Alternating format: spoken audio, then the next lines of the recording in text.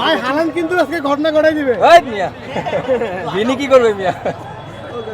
না, নাইম শেখদের মনের বিশ্বাস টিকলো না শেষ পর্যন্ত। ব্রাজিল হেরে গেল বিশ্বকাপের শেষ 16 থেকে ওঠা হলো না কোয়ার্টারে।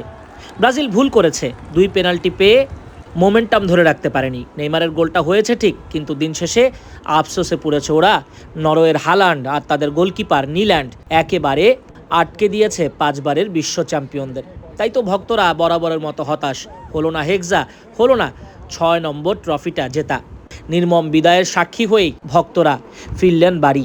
বাংলাদেশের ক্রিকেটার নাইম শেখ আর আফিফ হোসেন ধ্রুব বেশ আনন্দ নিয়েই খেলা দেখতে গিয়েছিলেন টিএসসিতে, কিন্তু প্রিয় দলের হতাশ করা পারফরমেন্সে তারাও নাখোশ।